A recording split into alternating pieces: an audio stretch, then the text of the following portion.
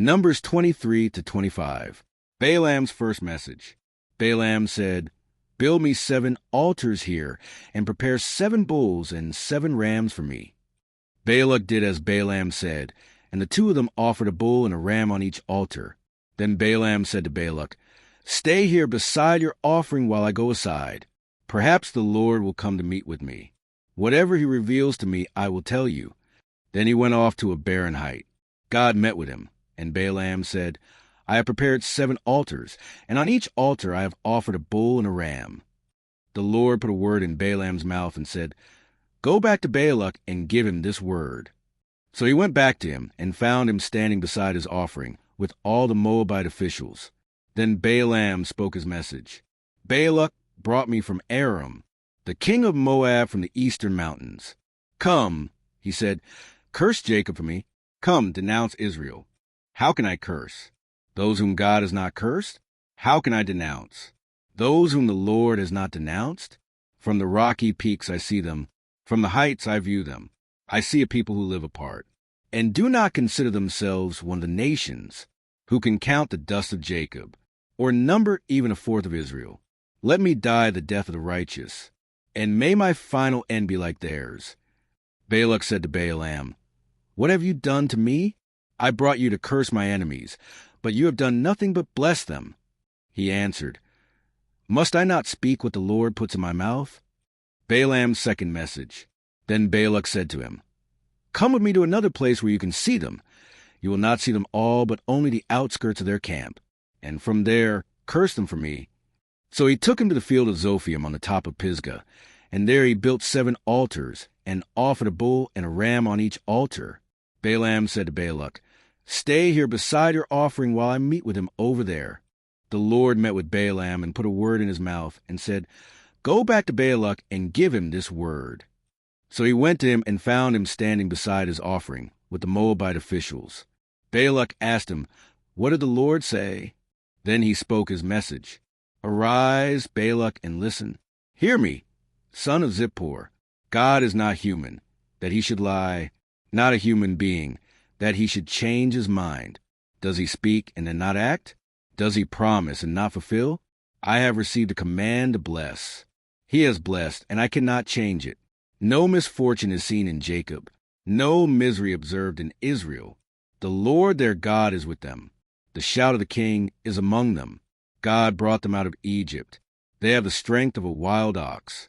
There is no divination against Jacob, no evil omens against Israel.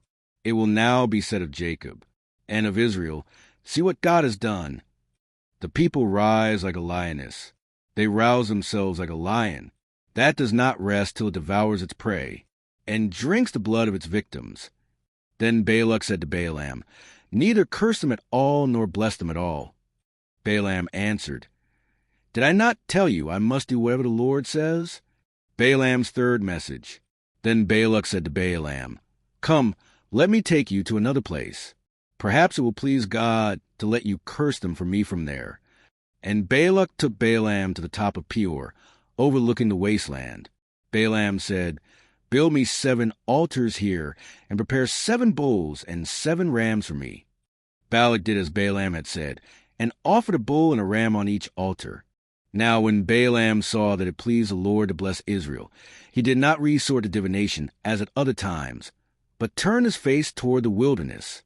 When Balaam looked out and saw Israel encamped tribe by tribe, the Spirit of God came on him, and he spoke his message.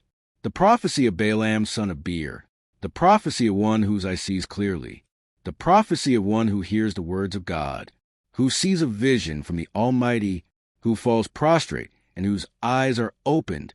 How beautiful are your tents, Jacob, your dwelling places, Israel.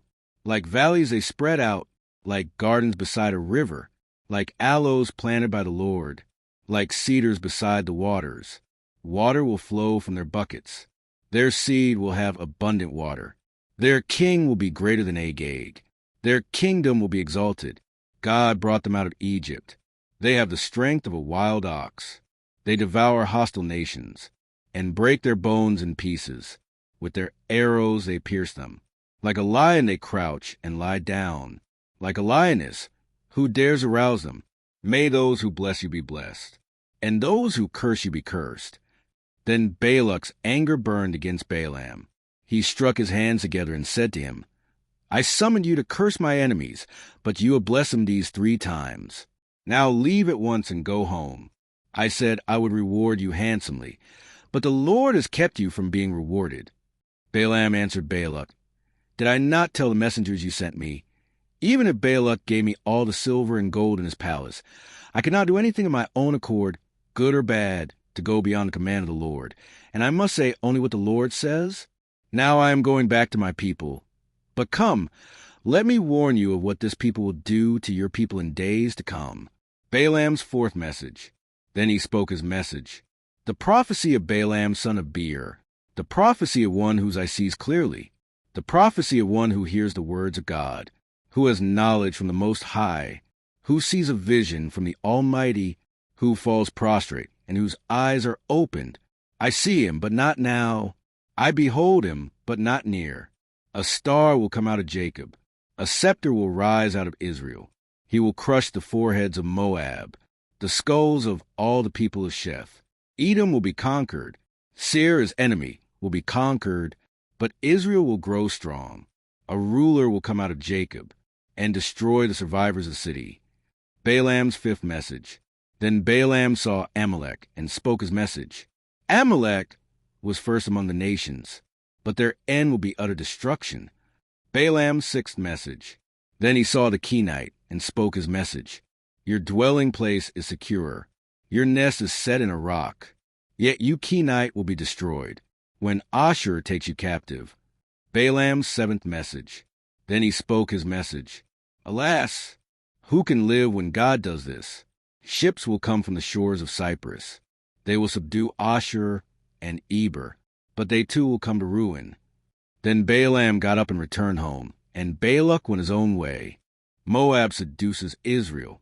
While Israel was staying in Shittim, the men began to indulge in sexual immorality with Moabite women, who invited them to the sacrifices to their gods. The people ate the sacrificial meal and bowed down before these gods. So Israel yoked themselves to the Baal of Peor, and the Lord's anger burned against them. The Lord said to Moses, Take all the leaders of these people, kill them and expose them in broad daylight before the Lord, so that the Lord's fierce anger may turn away from Israel. So Moses said to Israel's judges, Each of you must put to death those of your people who have yoked themselves to the Baal of Peor. Then an Israelite man brought into the camp a Midianite woman right before the eyes of Moses and the whole assembly of Israel, while they were weeping at the entrance to the tent of meeting. When Phinehas, son of Eleazar, the son of Aaron, the priest, saw this, he left the assembly, took a spear in his hand, and followed the Israelite into the tent. He drove the spear into both of them, right through the Israelite man, and into the woman's stomach. Then the plague against the Israelites was stopped.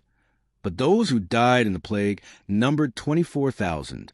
The Lord said to Moses, Phinehas, son of Eleazar, the son of Aaron, the priest, has turned my anger away from the Israelites.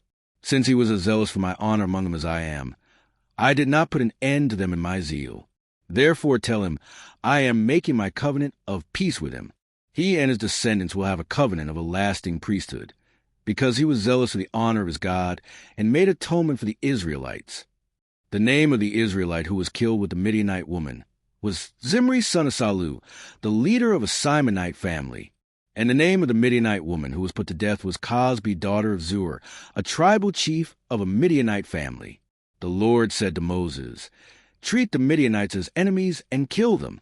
They treated you as enemies when they deceived you in the Peor incident involving their sister Cosbi, the daughter of a Midianite leader, the woman who was killed when the plague came as a result of that incident.